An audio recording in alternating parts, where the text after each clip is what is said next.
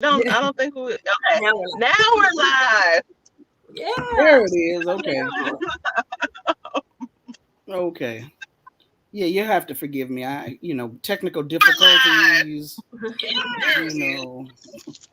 I be using phone. I be using the iPad. I be using the MacBook. All different platforms, all different whomsoever. So you have to forgive me. And everybody forgive me because I'm on. So our sister who is actually here in the frame with us asked me to facilitate today, I guess, so she could eat her crabs while we starve. It's she crab soup. It is not crabs. It's she crab soup. You gotta get it right. Seafood. She gonna eat her seafood this day, this morning. I ain't even had my breakfast. You eating it in my face. Anyway, my name is Thandisizwe Chimurenga. I'm a journalist and commentator, and welcome to another edition where we get together with our sister friends, all of whom have PhDs except me. All of them have good except me, to chop it up. We are usually facilitated by Dr. Ifetayo Ojelade, who is kind of here, but kind of not. Dr. Waithe, Dr. Corrie Claiborne, and Dr. Kenja McCray.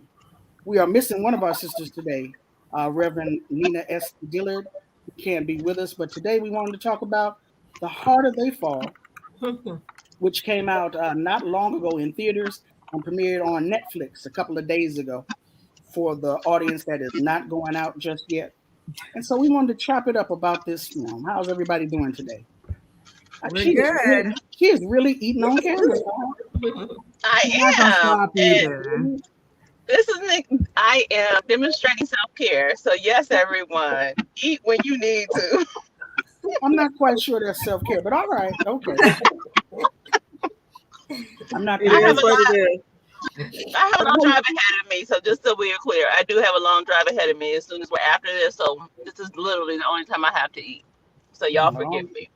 Where you going?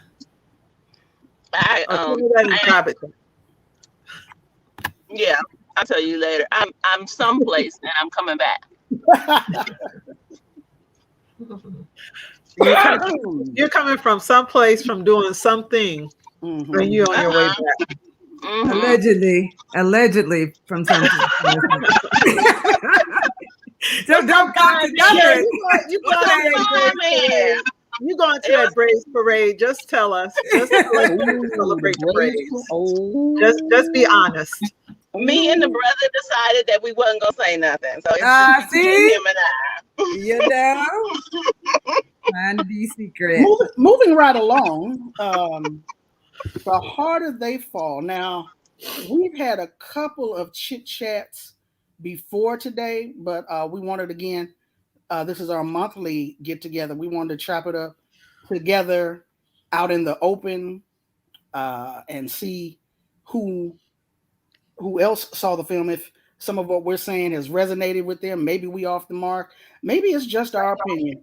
I don't know. Who knows what? But would anyone like to go first? This is a Netflix production. One of the producers was Sean J.Z. Carter, a major producer. They had a opening night celebration out here in Los Angeles. Of course, it was quote unquote star-studded, starring Idris Elba, Lakeith Stanfield, Regina King, Zazie Beetz. Once I started watching the film, I saw a bunch of people that I know. I didn't know Delroy Lindo. I know. Was in here. I was like, oh, okay. Damon Wayans Jr. was in here. I was like, oh, look at y'all. Yeah, just brought everybody out. Okay, what are we talking about? What are we doing here? So, yeah, let's get into this. What are we doing here? This is a film that the filmmaker James Samuels said, don't call this a reimagining of the West. Black people have always been in the West. This is not a reimagining. This is just we here. So why don't we start with that? Thoughts for those who actually did watch it and are not eating seafood. What are y'all thoughts? I guess I'll start off. Everyone knows that Idris Elba is my secret crush. Way back when he was in He's Andy's actually videos. He's actually Yeah, no, he fine. I don't care what nobody. No, that's I can fight you. that's not a I'll fight you over that. later. I'll fight you over. Idris Elba is a fine man to me. I'll fight anybody. All right. There's no transportation, so let me get back to it. So I was really excited about. Everybody agrees. That, except for Ife. We don't even have to talk about that. We all sharing him. Yeah, thank you. So I was really excited to see Idris Elba as well as Regina King, because she's a favorite actress of mine. She can really bring it. So when I saw the cast, Lakeith Stanfield, I was like, oh my God, I can't wait for this to come out. I'm hyped. The last Western, African-American Western I saw was Posse. Right. So I was expecting something along, along those lines.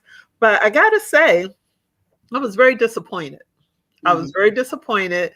And it shot me to my heart that I'm watching with my daughters, and the very first thing, and I know Corrie and I talked about that, the very first thing that happens is a woman gets shot. That's in the first scene. So that set up something in my mind, going forward. Yeah, and I think that one of the things that I was disappointed by, and so I'll join the disappointment camp, even though I love Idris Elba too. I love a lot of those men that were in there, honestly. Deborah Lindo, that's like an old school love from way back. I ain't gonna lie. I don't know what it is. I don't know his accent. I don't know. But that just is a case. So we can talk about that. I also, for some reason, have a crush on James Weldon Johnson. So I have some weird crushes, right? So we won't talk about all that. But let's just say that when it comes to this movie, it had such an opportunity to add to like great storytelling about Black people, to fill in some gaps, because I saw James Samuel the director speak on a interview, and he's like, well, that's what I want to do. Fill in some gaps. People don't know that, 25 to 30% of all cowboys out in the West were Black. I'm like, okay, we're going to talk about the exodusters. We're going to talk about 1890s, 1880s, what happened to Black people after slavery, or maybe even the Underground Railroad that ran out West, because it went that way too. I was like, we're going to talk about explorers who were Black, Girl, nothing. Like there was like nothing about that. There was literally such an opportunity. Every single person that is named for a real person, I felt that the real person's story was more interesting than the fictional story that he made up. I was like, you could have chosen one of those characters and just told their story all the way through, and it would have made a fabulous movie. But you decided to make all of them gangsters, and you wanted to see how much they could kill and shoot. And that was supposed to be what interested us, and it didn't interest me. So I agree. I'm with you. And I hate to pile on, because people know I love Pan-Africanism. So this was a Pan-Africanist take on African Americans in the West. And that really excited me before I saw the movie. I watched it on the day it came out. I couldn't wait. And a part of what happened was that the genre was very, very forward. It was a Western, and I don't like Westerns. But I like Pan-Africanist takes on stuff. And so a good Pan-Africanist take on a Western would make me like that Western. But this was not, I think, done very well. It was just like the Western genre was forward, and Pan-Africanism was overlaid and not very well integrated. There's a mention that this town that they're fighting over is envisioned as a kind of, safe space, like Professor Claiborne was saying, kind of in an exoduster sort of way, but a Nicodemus, Kansas type place. But it just boils down to gangsterism and you know, all I wanted to do is have the rappers from Self-Destruction just come out. Self-destruction. You headed for self-destruction. They should have come out with Kumo D. This is Wild Wild West. Be like, oh, right up and singing the whole song. Yes. We're headed for self-destruction. Exactly. Headed for self-destruction. It was, you know, the first scene, like Kuumba said, the first scene just took me out, and I was like, "Is this what this gonna be?" And I just suffered through it because I knew we would be talking about it today, and it just was so disappointing. And I love historical fiction, and that it is not. No, it's not. It's ahistorical. It's also crazy that, and very contradictory, that they think that they can make a safe space by killing everybody in the town. I know. It's just like we go. It's like you safe here? What? It's like you safe from everybody but me. But yeah, I need to go to Whiteville because Whiteville, I know what's going on over there. I need to leave. It's like a rabbit to Whiteville. It's like, dang, yeah. So let me say this. During the bank robbery scene where it's like this is a white town, Lakeith Stanfield played Cherokee. Bill, thank you, Cherokee Bill. And so they have Cherokee Bill say, it's very difficult to rob a bank under any circumstances, but to rob a bank without killing anyone is even more difficult. So why would you go back? Oh my God, it was. Yeah, that was Nat Love, not Cherokee Bill. Oh, that was Nat Love who said that? No. Okay. Yeah, that was Nat Love. Mm-hmm. So let me say this. Okay, I know that I am disliked by all Black women across the earth. I do not like Idris Elba. There's nothing about him that makes me think like sexy. There's no, that's more for us. That's fine. Say that.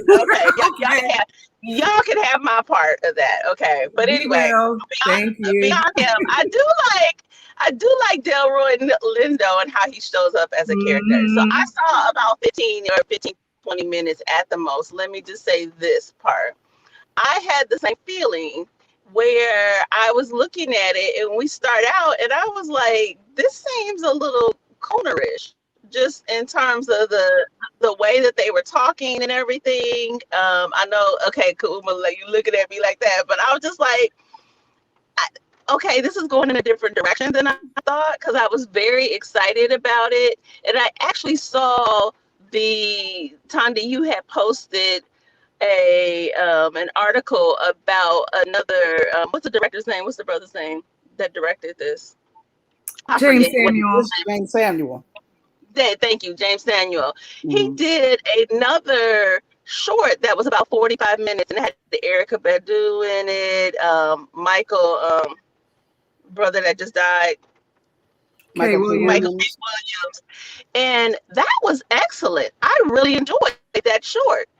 The beginning of this I saw and I was like, you know what? I'm here. I'm actually gone doing with my boo and doing some other stuff. And I was like, you know what? It'll be okay if I don't see the rest of this. Not right now. That's how I felt. Oh, wow. And the reason I was doing those eyes, Ifetayo, is because Cuffy, the character Cuffy, drove me crazy with those bulging eyes all the time. That was her contribution to acting. It's like I was trying to do it. I don't know, boss. And I was like, what in the world is up with this lady and her bulging eyes the whole time? And it was just a real issue for me. Let me I've been holding back. So let me jump in here and see if we can spice it up a little bit. I'm aware of what a lot of people said in terms of criticisms before the movie came out, one of which was the issue of colorism, that Mary Fields in real life was a large, dark-skinned Black woman. And why is Zazie Beetz from Atlanta being cast as her in this particular role? James Samuel, the director, who is Pan-African diaspora, a brother from London, by the way. I'm not sure if he's by way of Jamaica or Africa, but he's British, comes from Britain. He talked about the fact that all of these are actual historical people, but in real life, none of them knew one another. So here he has brought us something where he's imagined and put everybody together, not reimagining the West, mind you, but putting all of these particular people together in this one setting. So that's one of them. Another thing, of course, the anachronism of the soundtrack that bothered some folks. And, chatting with you all about the opening scene violence. I was hoping I could watch it twice before we came to today. I didn't get a chance to do that. I only saw it once. And based on that one viewing, I'm good. It's hard, especially for people such as us, to turn off our brains when we are consuming entertainment. It's hard. And a lot of us, depending upon our mentoring and our consciousness development, it's dangerous if we turn off our brain. Don't do that. It's like, don't fall asleep in front of the TV. Don't turn off your brain when you're consuming a product. But, I started watching television as a small child, as a young child. I enjoy television. I enjoy movies. I enjoy the suspension of disbelief. I wasn't raised an only child. I had siblings who were several years older than I was, almost adult. So it's kind of like being an only child. So I had to rely on my imagination a lot. So I don't necessarily have a problem with suspending disbelief. And, coming off of Colin in Black and White, coming off of Judas and the Black Messiah, I just want to watch a damn movie. I don't want to do I just want to watch a movie. Can I get through the movie? Was there anything in this movie that I could not live with or that really bothered me? And surprisingly, it was not the violence against a Black woman. And I'll get into that in a moment. What bothered me is the quote unquote, the line or the attempt to displace Redwood City, Idris Elba's character, Rufus Buck. This was not envisioned as something for me only. This is supposed to be for Black people. But now you're going to levy a tax. And if the people don't get the tax together, you're going to burn them, everything they lived. Huh? I'm sorry. I missed. Where did that come from? Where did that gangsterism come from? What are you talking about? So that's something that exceedingly rubbed me the wrong way. Other than that, I didn't have a problem with the soundtrack. In terms of, again, going into gangsterism, opening scene, Idris Elba is walking into this house. He's obviously recognized by the character Michael Beach, who I noticed didn't have any credits. Huh? It's like, that's our dude from Wayne, from Soul Food, from whatever, right? he the daddy. Obviously, this is a man from his past who he knows. He knows that his past is now caught up with him. And I'm kind of thinking, Idris Elba comes in as he's going to shoot the child. Is he going to shoot the woman? Obviously, it's a revenge. I'm thinking, do you want to kill this man, or do you want him to live with pain the rest of his life? What do you want to? That's how I'm thinking as a writer, as someone, again, who enjoys watching movies and gets into that whole thing. I'm thinking, which choice is he going to make? I'm not necessarily upset at his choice. It's unfortunate Nefessa didn't get more screen time, but hey, what can you do? So again, my thing is, Sonia Sanchez asked the question, what work does this do? And so, no, it wasn't about exodusters. It wasn't about, Buffalo Soldiers. It wasn't about any of that. Is there anything we can take from this? After we've been so critical, after we've ripped it apart, is there anything we can take out of it and utilize, is what I want to know. And I'm talking about, other than me from the standpoint of just, I want to watch a movie and enjoy myself. Is there something we can use? Because we know from experience, there are going to be some Black people, regardless of age. That's what Mary Fields really looked like, huh? That's what they actually did, huh? No, we're going to have to undo some of that, what was done. But we had to do that anyway. Some of these people have never been exposed to Blacks in the West. This is going to be their first exposure. So my question is, what are the things that we can live with? What can we do with this product, this media product brought to us by Jay-Z, partly in Netflix? Jay-Z / Illuminati.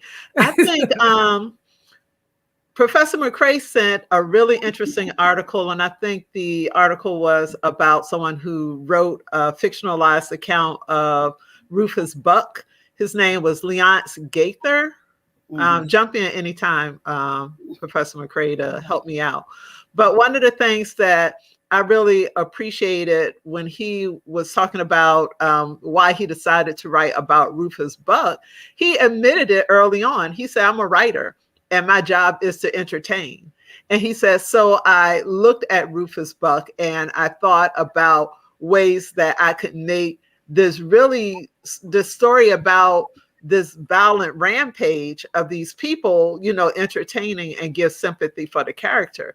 And his book, I Dreamt of Heaven, or One Day I Dreamt of Heaven, was a really good success. So you can take something like that. You can take the accounts, like Corrie said, that their lives were amazing in and of itself, that we could have done something with that. You didn't have to make up something.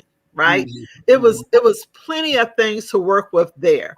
And I think the idea of Rufus Buck, and it's kind of like Corrie said, and I want you also to jump in, Corrie, the things that we were talking about on the chat about, this is Native American History Month. Right. And with that being Native American History Month, the whole purpose of the Rufus Buck gang was to make sure that Native American or indigenous people territory was secure when they started to try to take that land from them. Right. And the violence that he impacted wasn't on other Native American people. It wasn't on African people. It was on the white settlers that was coming in there trying to take their land. And if you look at all the other Western, quote unquote, Black Westerns that we have, from Posse to Buck and the Preacher to what's the other one, Two Guns, which had Mantan Moore in there. And the Mantan Moore is going after other people and not just killing Black folks. Come on now, Mantan Moore. Right. And we can't get them to turn their rage. And for those who don't know who Mantan Moore is, Gaither was really clear when he talked about internalized hatred and turning anger inward. And I think that this whole thing about The Harder They Fall was about people turning anger inward and inflicting it on other people in turn, instead of the real people. They should have been all up in Whiteville, robbing banks every day, forcing tax on them. So that is, I don't think, as much as I love it and as much as I wanted it to succeed, I don't think that there's anything redeemable about this movie. Yeah. Yeah, I can't, I am bad. My students already know. They're like, you hate everything. I cannot suspend disbelief. I try, but it's like, I'm literally sitting here when the people are trying to convince me to be in a dream world I don't even want to be in. So you just try to tell me ain't no Native Americans here? And this is literally not part of the United States. You're in part of the country that had not yet joined the United States because it was literally Native American land. So you're talking about, you're in Arizona, became a state in 1912. In Wyoming, something like 1912 too. All these places did not join the United States until much later. And you had all these Native Americans and Africans that done walk themselves across the country to set up new Black towns and reservations and all this other there. But you're going to just leave all of that out the story. Now, that's fine, but it's like, I can't unlearn or unknow what I know. Maybe if I did not know anything, I would say, okay, cool. If I didn't know Rufus Buck was half Native American, I would have been like, all right.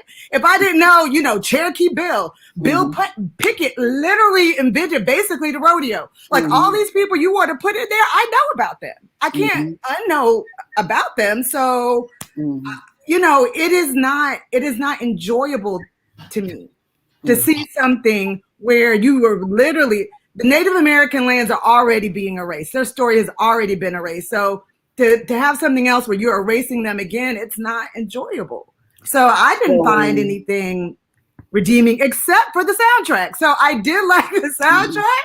I will admit, I was like, okay, maybe they should have stuck to music. They should have made this a long music video, and I would have been like, oh yeah, like whatever. So but I thought that is a movie. I didn't want to go there. I didn't want to go there, but everything that you just brought up, I have to go there. To what extent is this a result of an African not from the United States behind this film? I don't think that's it, actually. Yeah, I was gonna say yes. I don't know that that's it, but I think it may be the result of a long tendency to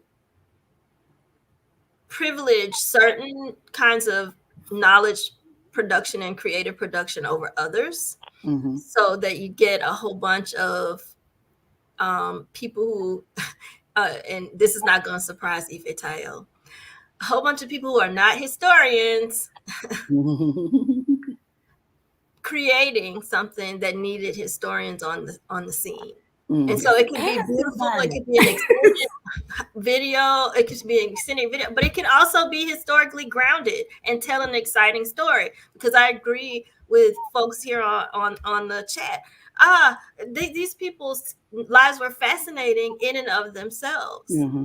And why flatten them to a whole bunch of gangsters? There were some people who were in these gangs out west, but then like Bass Reeves, he was a law enforcement officer. He was first Black deputy marshal west of the Mississippi River. So why make him a part of this kind of gang that helps enact this inordinate violence on this town, Redwood City? And I thought the same thing. Not only where are the Native American Indians? You can tell a Pan-African story and still keep Native American Indians in it. And where are the Mexicans? Because I agree, Corrie Claiborne, not only is a lot of this Native American Indian territory where Native American Indians were resettled, not only Native American Indians that existed there before Europeans came, but Native Americans who have been resettled because of the Trail of Tears as we know it. But there's lots of other streams of Native American resettlement.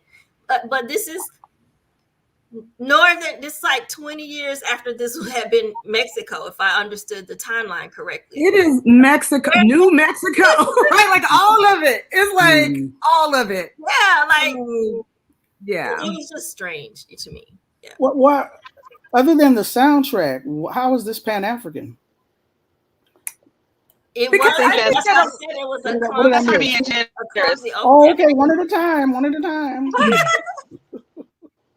I think it was trying to, through music, connect Pan-Africanism. And this is what I said. Like, that is the only connection I can see, because it sort of starts with like Barrington Levy and I think it's an artist named Coffee. And she's like a big reggae artist in Jamaica. And I think that they were bringing all of these tendencies, because the West was such a part of like dance hall, and I was listening to Toots and the Maytals. I made my own alternative, The Harder They Fall playlist.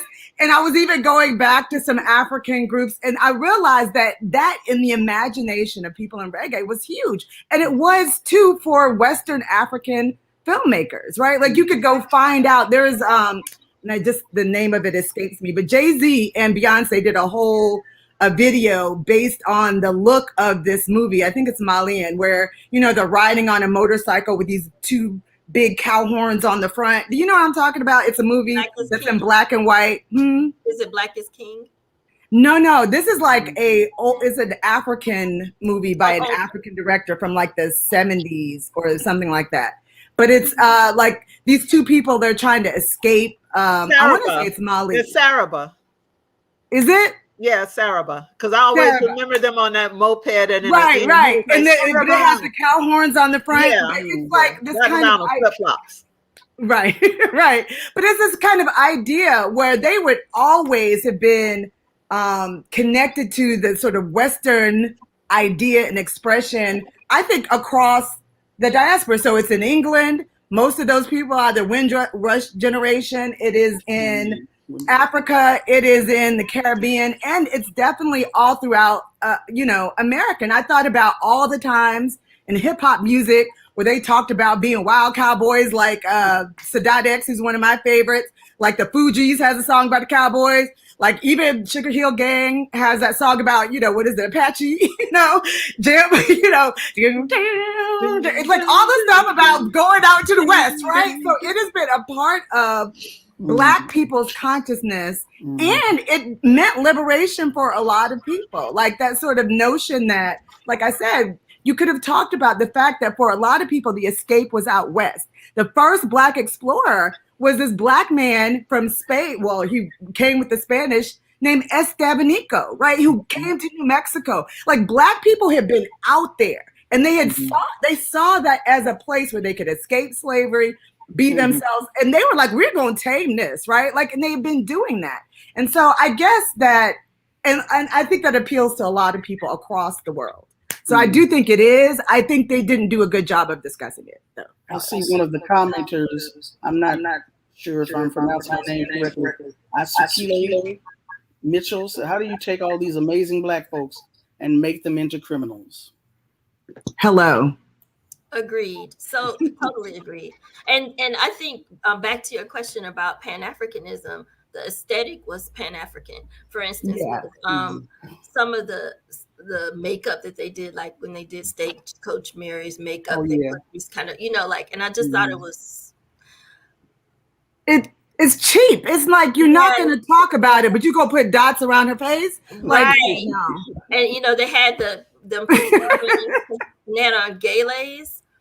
And I know Dr. Ifetayo's been saying something, but y'all know that was my major bone of contention during the whole movie about the way that they just threw that magic hat on her. And we're going to talk about Black women and their hair later on. Oh yeah, the hat, but then they have her sitting there with what looks to be like a piece of mud cloth. I know that was mud cloth, indigo mud cloth. So yeah, we need to talk about that. But I want to hear what Ifetayo has to say. As I'm listening, it's interesting because again, admitting that I did not see it all, and I wasn't happy with the little bit that I did see. What it sounds like is another thing that goes back to our earlier conversation of Black trauma porn, and trauma porn can be violence. And actually, I just thought about this. The beginning of the movie reminded me of Quentin Tarantino. I don't like Quentin Tarantino. I don't like his movies. He loves saying the N-word, having somebody say the N-word in the movie, and he likes all this kind of just random violence, and that's what I felt. And when you think about that from a psychological perspective, when you take a bunch of Black folks and you put them in a movie and make it something like, because we don't see a lot of Black Westerns, and get people all excited and give all this press, and then all of us are cheaping to gangsters, that's intentional. That's part of Black trauma porn. That is psychological warfare. One of my girlfriends talks about we got to be careful when watching television, because she was like, that's witchcraft, that's a spell. And I was laughing when she said it, but no, when you think about it, if we take all of these people, we spend all of this effort, and what we saying is Black people creating a town, and we're gonna murder people. We're going to act like the mafia and tax the people, and then murder them if they don't give us money. Get out of here with that. That's witchcraft. Well, and I also think that it was stylized violence. And when they talk about like the rise of high school shooter, or the shooters like that, I know a lot of articles were written about how that was coming out at the time The Matrix came out. When you think about Columbine, and you look at the way that the people in The Matrix had the long trench coats and the shotguns, and how they said that they found parallels in a lot of that stuff. And I think it is really, really dangerous by making what they did, and what Quentin Tarantino does a lot, is try to make violence appealing and sexy. If you look at the way, you know, from an anthropological view, the way that is stylized, the way that is done in slow motion, just everything that, the way that the camera hugs the shots when they have the balance, the way that the camera kind of frames it in a way that almost tries to make it poetic and beautiful so that people can accept that. So I agree with you, Ifetayo. We have to be careful about some of these things that we put into our, and you know, into our psyche, because in a way we're accepting that. We're accepting that, okay, he had a reason because his daddy didn't love him. That gives him the right to go in and just shoot a woman. And what did the woman have anything to do with it? You know, if you want, it's not so much that his daddy didn't love him. Huh? It wasn't that his daddy didn't love him. I mean, I don't know. He talked about how his dad beat his mom in front of him. Killed his mother. And well, his dad killed his mom. So his daddy could not have loved him if he killed his mom. Well, I'm just saying, his whole quest was to go find this man who killed his mother. Oh, no. I was talking about Idris Elba's character, Rufus Buck's character. That's his character. That's him. Right. That was what he said. Yeah. But with that being said, I think there's something to be kind of critical about the stylized violence that they had in this film. I was looking. Okay. Lynette Taylor, I am one that enjoys a movie as fiction, but agree with Professor Claiborne in that a writer has a responsibility to portray a period and culture accurately due to their expected research. A viewer may not know, but the writer should. Also notice they were all criminals, even the protagonist. Nice to see largely African-American cast. Agree, Tarantino-ish. So this brings me to the question that my comrade, Jared Ball, on I Mix What I Like, has put forth. Can we expect to see any positive portrayals of Black people in media that comes out of a white supremacist society? And I think I'm kind of paraphrasing it. He's got an analysis he calls the Vernon theory of media avoidance. Basically, we don't need to watch nothing because we're not going to see ourselves represented positively. So we don't need to watch nothing that is presented to us. So I might be paraphrasing, but I'm sure he'll let us know if I got him wrong. So thoughts on that? I think we can, because one of the things when you talk about Westerns, right? If you look at Westerns from an anthropological perspective, Westerns are by the very genre masculine, right? It deals with the strong man going out to tame the uncharted wilderness, right? So when you look at the others in the Westerns, their whole purpose is to support a white masculinist ideology, basically. But there have been some people, like feminists, have looked at Westerns and it was like, okay, so we have to challenge this, right? And one of the ways that feminists talk about subverting the Western genre is to make sure that women have a voice. Because a lot of times women in Westerns, you know, like in a lot of other media, they're there to support the man. They're there to help him advance the plot, either by getting killed or by getting raped in Westerns. Their whole purpose is to help advance the plot. Need to be rescued. Right. Another thing is that you can challenge Western ideology. So I'm saying that it can be done. You have to understand the media. You have to understand the purpose of it. You have to understand the genre, and then that way you can subvert it. But I do think you can. Ifetayo, Kenya, we lost Corrie. Hopefully she'll come back. Yeah, she said she had to pop off for a second. She's going to try to come back. I do think we can. I was thinking in my head movies I love. Okay, so corny things. This one I don't necessarily love, but I enjoyed was Sophie's Love. Is that what it is, Nozibele? Not Sophie's Choice. Sylvie's Choice. Sylvie's Love. Yeah, and it was just a movie. It was just a movie that you could tell that it was written by Black people, and I felt like I could just enjoy the movie. Was it wonderful? Did it deserve an Oscar? Nope. But it was just a Black movie. And Mhm. and I have seen lots of movies. I think Lovecraft Country, even though I don't like horror, I think Lovecraft Country is a series where you can see that it was written for the love of Black people. I think that Mhm. there's lots of things that we can go down a list of things. Even if we go back to Posse, and I don't remember it, and I told myself that I wanted to watch it, so I'm going to go back again and watch it. I remember walking out of Posse and feeling good about that movie. Mhm.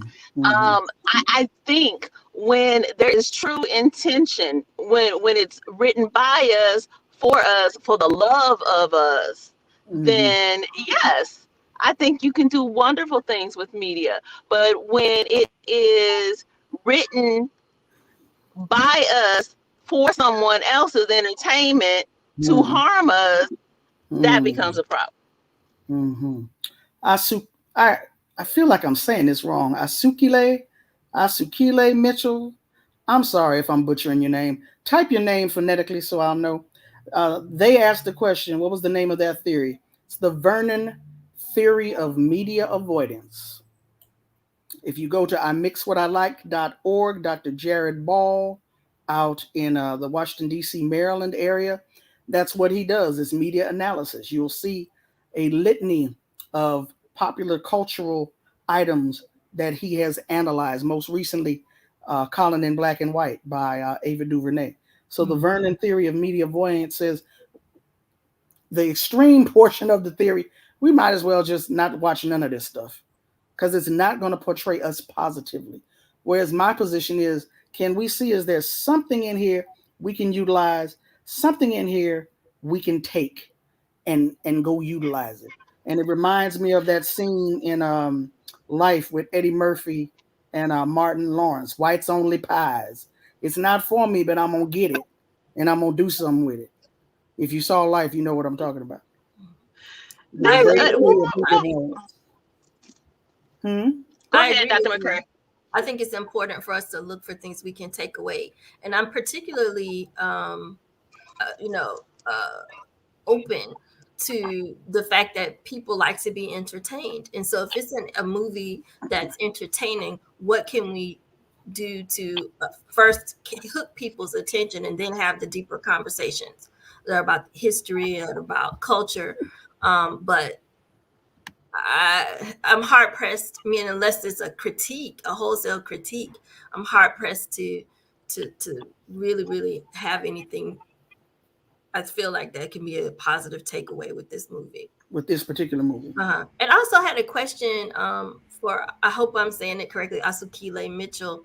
When you said, was there even a Mexico in the period of this movie? I wasn't quite sure if you were saying Mexico was never mentioned or did Mexico exist? And if you don't mind clarifying that, I would appreciate it. Where did Corrie go? Corrie gone. Yeah, she had to leave She early. had to pop out. Okay, Yeah. here. She had to pop out. Okay, now y'all gonna be mad at me for this one, but Bridgerton. I know Tiny didn't see Bridgerton. I saw the whole series. I started watching one of them, and then I went on. I was like, oh, this is interesting. It is a complete reimagining of this period of British history, except for not Queen Victoria. What's the queen? I forget the queen One of who them we know queens. was mulatto, so she had some chocolate, some African in her. I didn't see any harm in that. Shonda Rhimes produced it. The book was written by a white woman, and it was just entertainment. I think you can suspend belief. And my daughter and I watched it, and they had all kinds of Africans in there. They had like Indians from India, all these different folks in there, and they were all like socializing together. And we were like, that's so unrealistic. Oh, this is interesting. Let's watch the next one. That kind of stuff I am okay with if you're just completely in a fantasy land and reimagining stuff when there's not attempting to be harm. When you take historical characters of Africa that have African blood in them, and then everybody has to be gangsters, then you are inflicting harm on our people. Mm. and I don't see a use for that. Especially with the way that violence was employed. That is my major issue about us turning the violence on ourselves.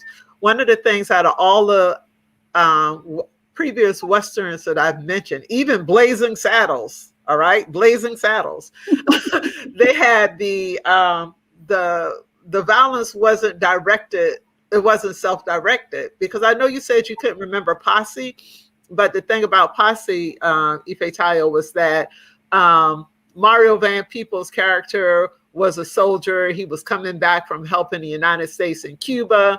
They were trying to make a freedman's town alongside Native Americans, but the KKK did not want that. The KKK was trying to take the land, so he had to band together with the other African Americans, Mexicans, and Native Americans to defend their town. Right. So most of the Westerns had that same thing. Buck and the Preacher. Right. They were talking about them trying to fight Civil War soldiers and how they tried to, again, band together to get a all Black territory alongside Native Americans and trying to do that. So, you know, there was plenty of opportunities for them to explore that, and they just didn't. And that was the disappointing thing. And like I see Lynette Taylor wrote something, and we talked about this, Dr. McCray, the cat fight, the girl fight on the film, #feminism, as my daughter said, that they had to, you know, fight each other for very brutally for no reason. It was like, they was like, she's mine, to just that, you know, with such malice and hatred to go after the other woman. So I would be interested to see how y'all felt about that. In addition to the hair. Now, you know, I'm gonna talk about the hair very briefly, because if you look at Zazie, I ain't got no hair, so hair discussions. I mean, but when you have an African American woman on screen that's supposed to be wild and dangerous and untamed, the hair is always crazy. Right. And I know we have our twist outs and we have our things, but if you notice in the times that she was being particularly fierce, her fur was kind of dry looking. It was kind of like, you know, like matted out. But when she was being sexy and when she was being that thing and she had on her magical hat, you could see the ringlets and the twirls and the twist outs on it. Right. So that is another thing that in terms of how women are portrayed and how their character, the hair is a major characterization of how we present African American women on the big and little screen. The hair is always a major marker of either their wildness, their craziness, or their just the othering. The hair helps them to other us. I want to apologize for laughing. It sounds funny, but you're absolutely correct. So I want to apologize. It's those types of details that, like I said, I don't have hair, so I don't be doing all of that. But it's those types of details to pay attention to. I remember years ago, I heard Angela Davis once talk about the fact that there was this attempt to portray her as angry. So she said that every time you saw a picture of me from the 70s, my mouth is open. Like, exactly, my mouth is open. And she was like, what's up with that, right? So I want to thank you for bringing forth that critique, something that to pay attention to. And it also goes back to that Angela Davis and Kathleen Cleaver thing, because, you know, I did research on that before. They wanted to portray Angela Davis as angry, so all the pictures of her were of her mouth open. But, you know, conversely, Kathleen Cleaver, they always showed her in her mini skirts and, you know, the ways that, and she wasn't dressing any differently from anyone else during that time period, but it was a real concentrated effort to sexualize Kathleen Cleaver and, you know, made Angela Davis like the rabid revolutionary, you know. We need to have a discussion on that just by itself. Yeah. I'm trying not to get off on a tangent. What I wanted to say, though, about the gender relation, well, going to Lynette's question, I was kind of relieved that the fight hadn't happened earlier between Regina and no, really, I thought it was going to be classic cat fight, you know, stomp on sight. You know, at the end when everything has now reached its pinnacle, this is my side, this is your side. We never the two shall meet. Let's do this. I was like, oh, thank God it wouldn't happen earlier. But I was also wondering about the whole colorism angle between these two. Like, how is this going to be portrayed? How is this going to play itself out? I appreciated the depictions of sisters on screen. I especially was that my favorite part of the movie when Regina stops the train, and before he can even get the word out, blam, and shot to the head. So, if any of these people say a word beginning with the letter N, I'm taking them out. I'm like, this is my girl right here. Yes, I love you. You are mine. So, of course, we can all pick out scenes that resonate with us, that we like, that we love, that we want to amplify. But overall, we want to call this trauma porn, and that it was not for us. Is that what we're saying? I mean, I think about the gender relations in the movie, like I think about the Pan-Africanism. It was a very, very thin overlay that I think we just have a long way to go. So, I mean, I really like the way you all brought up the cat fight, the classic cat fight. And I had that feeling, but I hadn't put it into words. But what I was looking at is they just look like they were dropped into the gangs. Boop, the colorism, I do think is an issue. I don't buy, and I think maybe the folks who made the movie meant well, and they pointed out that Cherokee Bill was very light; he could pass for white, and that's not how Lakeith Stanfield looks.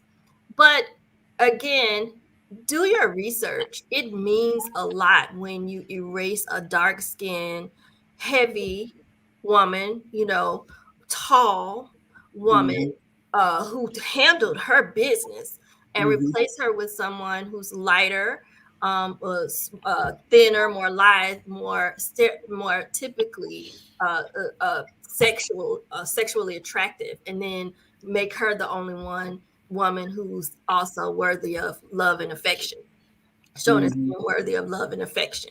That has a lot of meaning, and to me, to then make the male characters darker than they were in real life doesn't take us out of this kind of trope making business where we have seen studies that show a lot of us associate darkness with masculinity. So let the Black woman be lighter, but it's fine to let the Black men who are supposed to be strong badasses be darker. That's still colorism, sir. So yeah. Yeah. And I think about that too, is because she did not look like she could handle her business. Right. She looked like the typical tragic mulatto, like you said, that just was dropped in that film. And her whole purpose there was to be eye candy of the rival gang. Right. Whereas Regina King's character being a little bit darker, she was more of, I'm going to handle my business. I'm more tough. I'm more this. I have my own business. So that's a thing in and of itself. And to answer Asukile's question, did Mexico exist at this point? It did. So the soldiers' uniforms made me think that this is the late 19th century. They looked like they were in Union Civil War soldier uniforms, and so that's where I got this is about 20 years after the Mexican-American War, not quite 20 years after the Mexican-American War. So Mexico got its independence in 1821, and then these areas, these territories, the United States went to war with Mexico from 1846 to 1848, and then paid for the territories they had pilfered from Mexico. And that's why you need a historian, because notice how that just rolled off the top of the dome. Right. Yep. You could have saved them a lot, and you could have also told them about those Fulani earrings. But go ahead, And the hairstyles. And the hairstyle. And put some money in a black woman's pocket as a consultant. But anyway. Who's the little thing?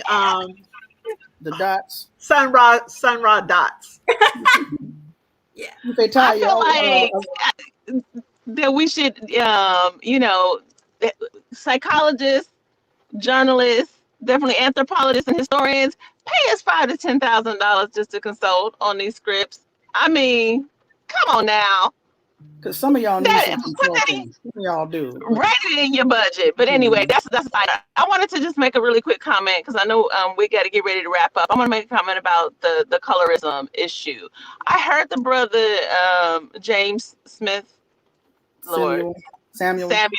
James Samuels, I heard his comment about it, like, well, this is just a fictional story, I'm just making it up. So I gave him, I had an open mind going in, and I love Regina King, like that opening scene of Regina King standing, sitting on that horse, and she wasn't going no fucking where, and made that train stop. And I was like you, Thandi, I'm like, that's my girl right there. No. Not made the train stopped. Shot him before he could get the word out. In the head.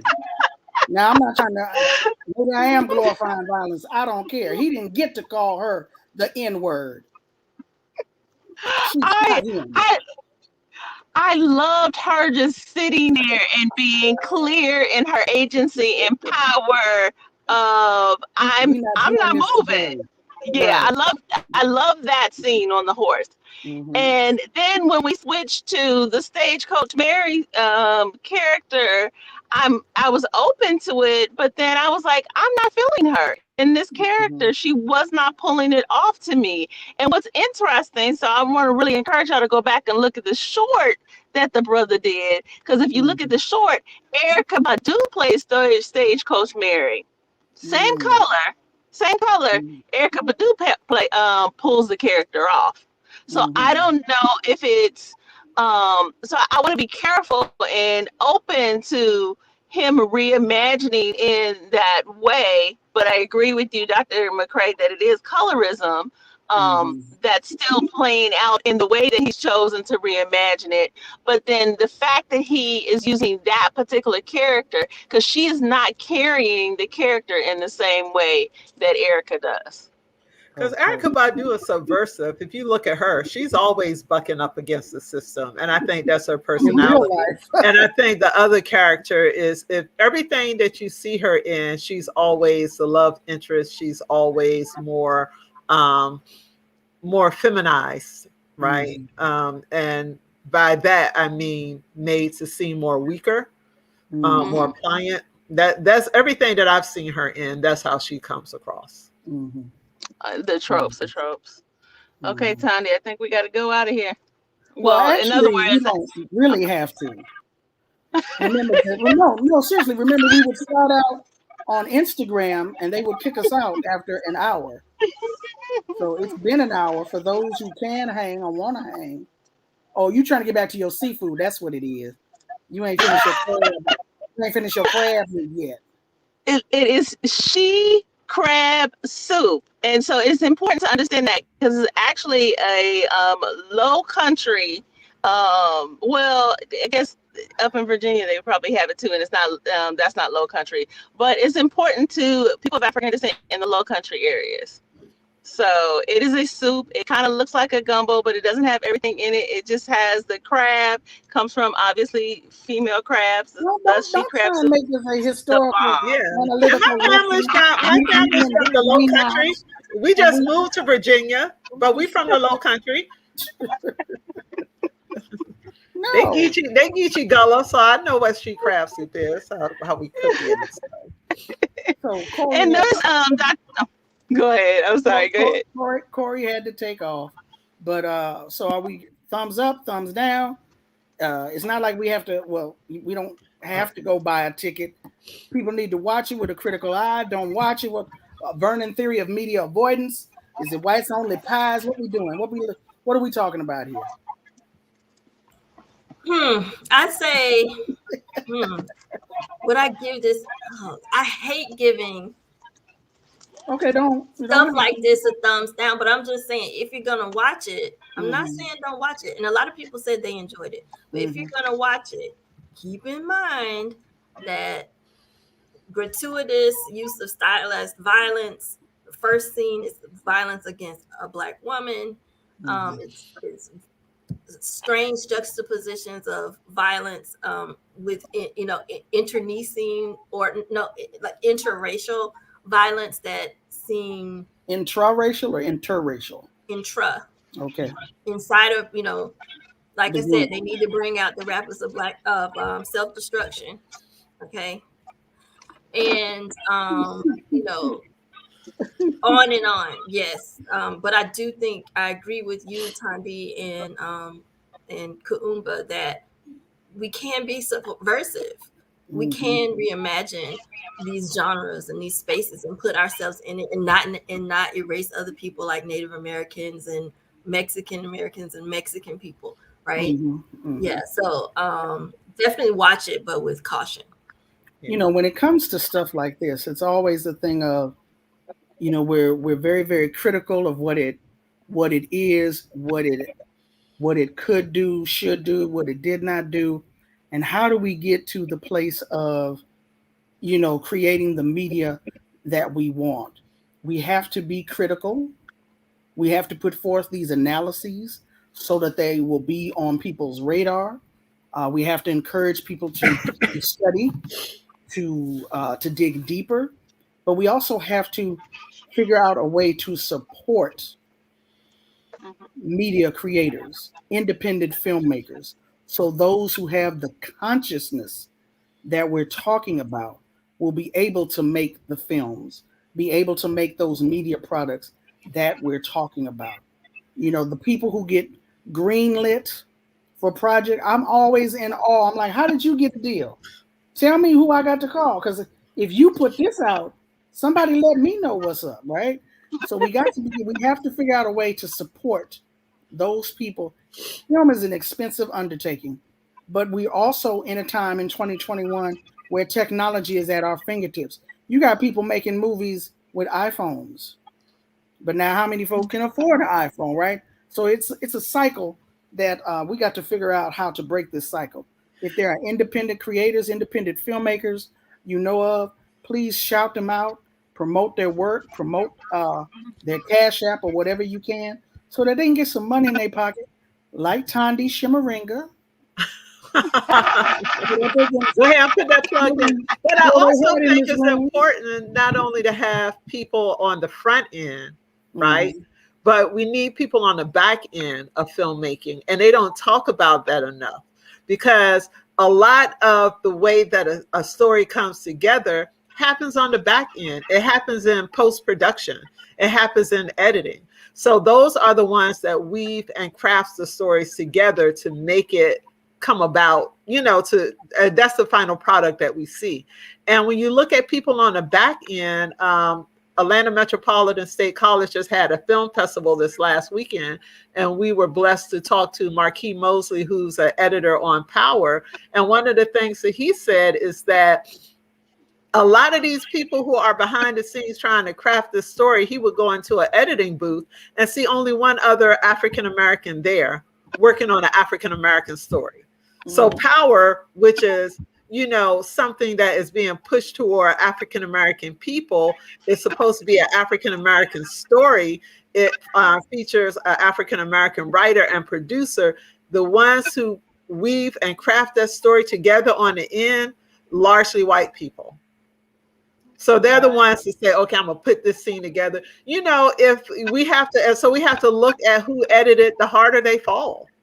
Maybe on the back end, it was a lot of white editors that really don't understand African-American culture and say, let's put this together, let's cut this out, let's add this in. So it could have been a totally different story. So in addition to having someone on the front end, we also need people on the back end as well. Yeah, I'm thinking this has more to do with the writing and directing.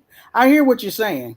I absolutely hear what you're saying, but I think in this instance, I think it's more front end than back end.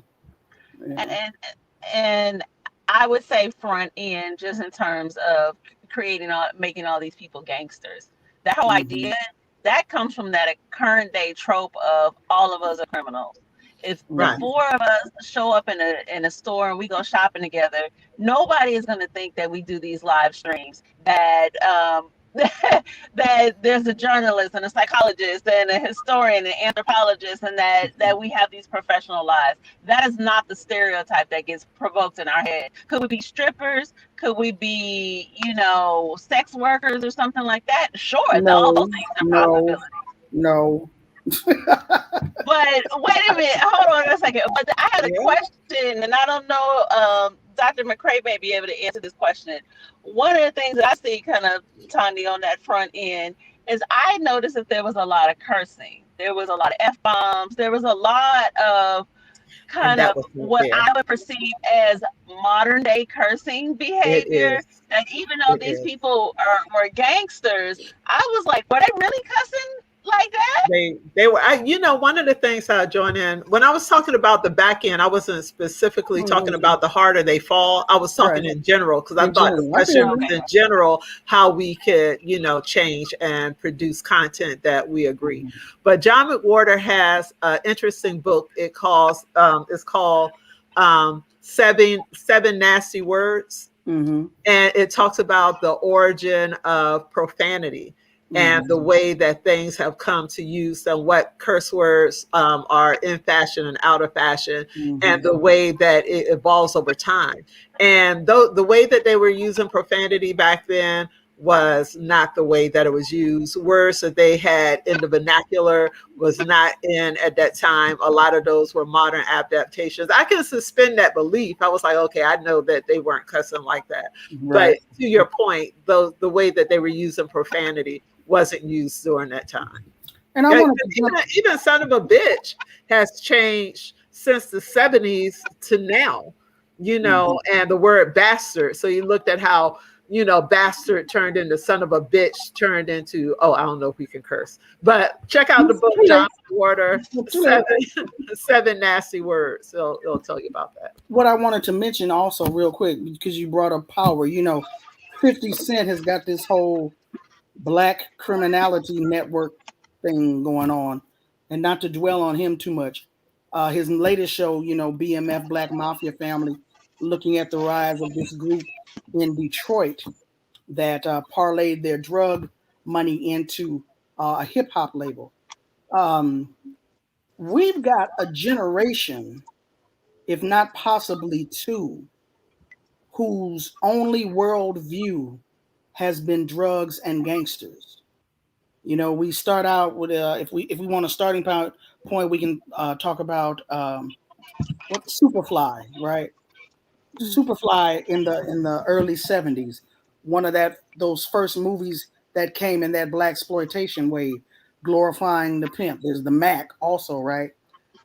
But coming down to today, when we talk about our writers and our directors and being able to imagine a world, so many of the folks who are up and coming and are out here now who have this access, that's all they know is gangsters.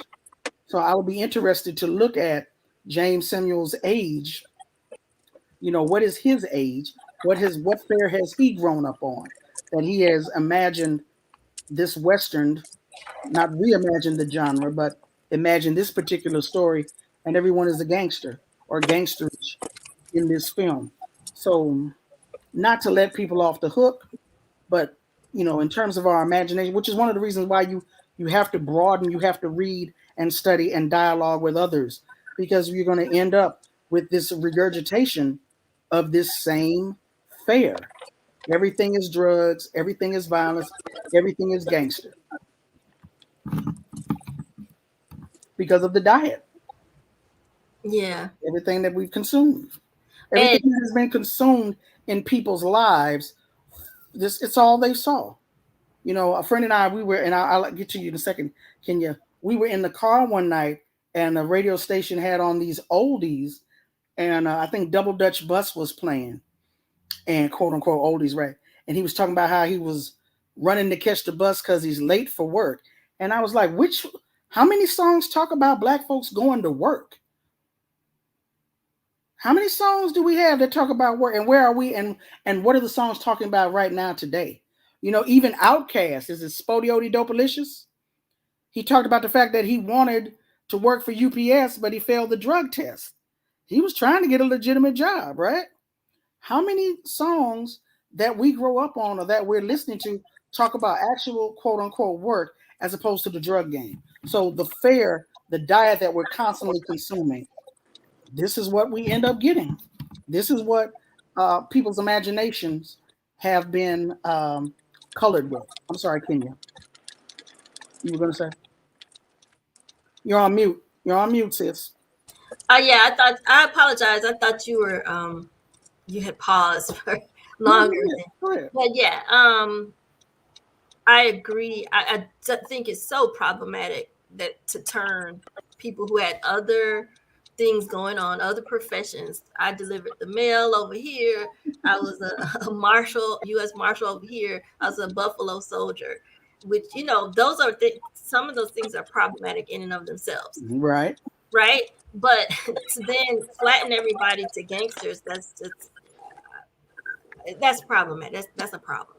Mm-hmm. But I was speaking up because I see your phonetic pronunciation, asukile, but I'm not sure where to put the emphasis. Asukile or asukile mentioned the partner violence, relationship violence. And she said the violence between Zazie Beetz' character and a Stagecoach Mary in the lead, immediately followed by interrupted sex.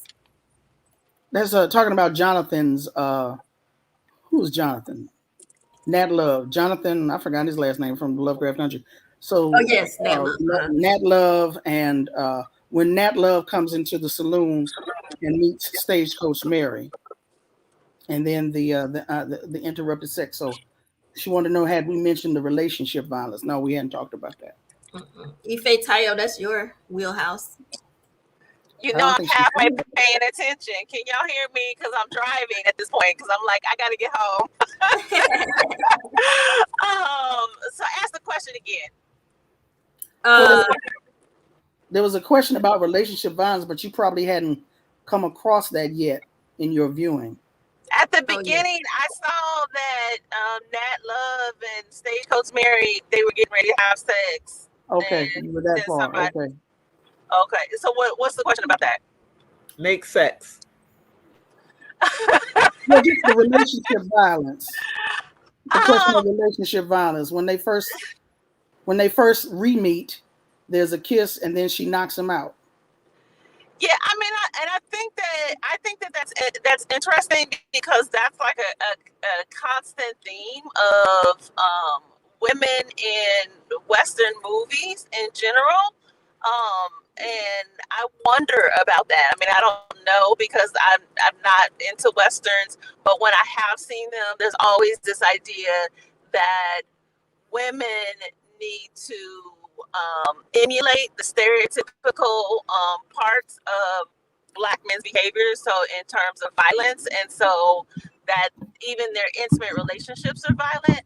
And I wonder how much of that is accurate versus just this constant love for, kind of like anti-woman stance of like, so the only way that women can be respected is if they are violent, even in their intimate relationships.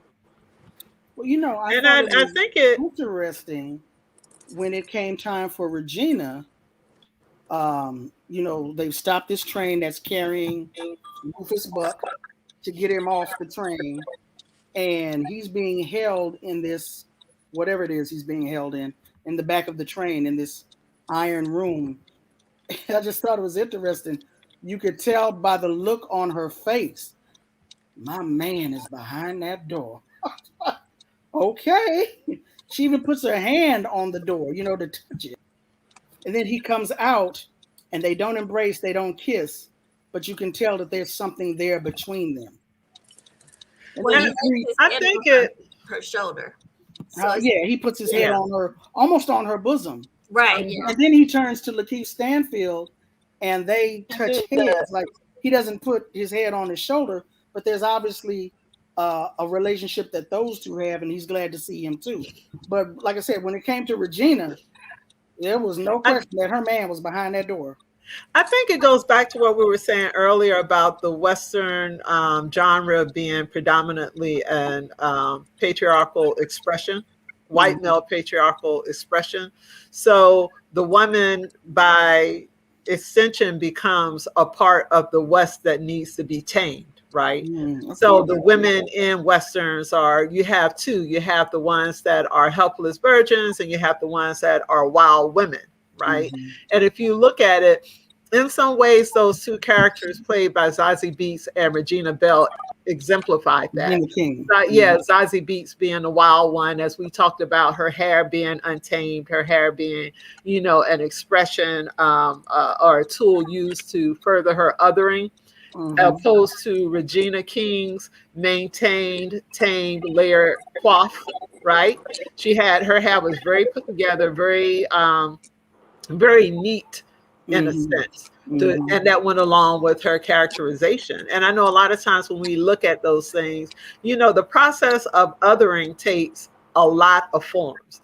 A lot of times when people talk about othering, they just look at, maybe a complexion or something, but othering happens in the ways that we're presented in clothing. Othering happens, by our hair. Othering happens, in a lot of methods that, a lot of ways that we don't take into account.